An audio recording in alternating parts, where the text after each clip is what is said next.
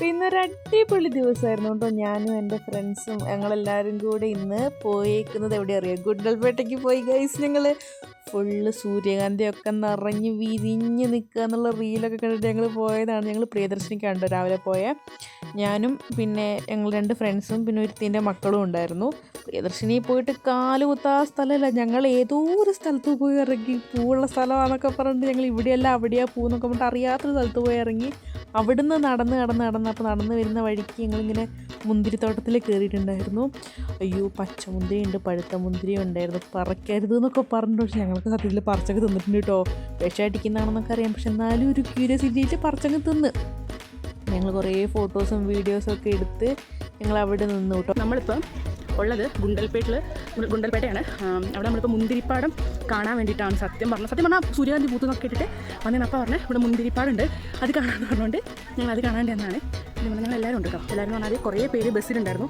ആദർശ പുറകിലുണ്ട്, ഫസിയും പുറകിലുണ്ട്. നമ്മളിപ്പോൾ മുന്തിരിപ്പാടം കഴിഞ്ഞിട്ട് ഇവിടെ ഇപ്പോൾ ഒരു ജമന്തിൻ്റെ തോട്ടം ഉണ്ടെന്നുണ്ട്, അത് കാണാൻ വേണ്ടി അങ്ങോട്ട് പോകണം കേട്ടോ. ഒരു സാധനം ഞാൻ കാണിച്ചു തരാം, അതുണ്ടെങ്കിൽ അതെന്താ ഒന്ന് കമൻറ്റ് ചെയ്തിട്ടുണ്ടോ.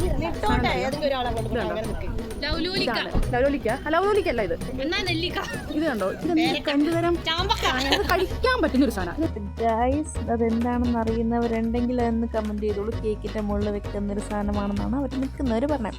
പിന്നെ അവിടെ ഉണ്ടായിരുന്ന ജമന്തിത്തോട്ടം ഞങ്ങൾ പോയി കണ്ടിട്ടുണ്ടായി. പിന്നെ അവിടെ നിന്ന് ഞങ്ങൾ റിട്ടേൺ ചെയ്ത് സൂര്യകാന്തി തോട്ടത്തിലേക്ക് പോകുന്നത് ഈ വണ്ടിയിലാണ് ഗൈസ്. എൻ്റെ പൊന്നി, ഇതൊക്കെ ഫസ്റ്റ് ടൈം എക്സ്പീരിയൻസ് ആണ്. എന്തൊക്കെയായിരുന്നു പറയുക, ഞങ്ങളവിടെ അടിപൊളിയായിരുന്നു. ഞങ്ങൾ ആ പോക്കും വരവൊക്കെ ഇങ്ങനെയൊക്കെ കയറിയത് ഭയങ്കര ഡേഞ്ചറാണ്, പക്ഷെ എന്നാലും ഭയങ്കര എക്സ്പീരിയൻസ് ആയിരുന്നു.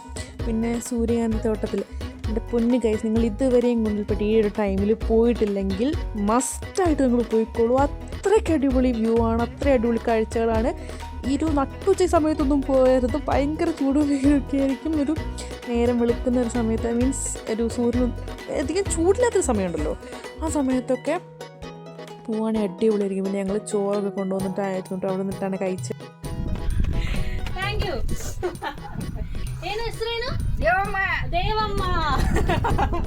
ആ അമ്മേൻ്റെ വീടിൻ്റെ സൈഡിൽ ഇരുന്നിട്ടായിരുന്നു ഞങ്ങൾ ചോറൊക്കെ കഴിച്ചു. ഞങ്ങൾക്ക് വെള്ളവും കാര്യങ്ങളൊക്കെ അമ്മ തന്നിട്ടുണ്ടായിരുന്നു. പിന്നെ ഇത് ഫസീൻ്റെ മക്കൾ ഇവരൊക്കെ നമ്മളോട് ഉണ്ടായിരുന്നു കേട്ടോ. ഒരുപാട് സാധനങ്ങൾ അവിടെ നിന്ന് മേടിച്ച് കഴിച്ച് വയറ് നിറച്ചൊരു അവസ്ഥയിലെത്തിയിട്ട് ഞങ്ങൾ തിരിച്ചും അതേപോലെ തന്നെ പ്രിയദർശിനി ബസ്സിൽ കയറി ഞങ്ങൾ പോകുന്നു. സത്യം പറഞ്ഞൊരു ബഡ്ജറ്റ് ഫ്രണ്ട്ലി ട്രിപ്പായിരുന്നു.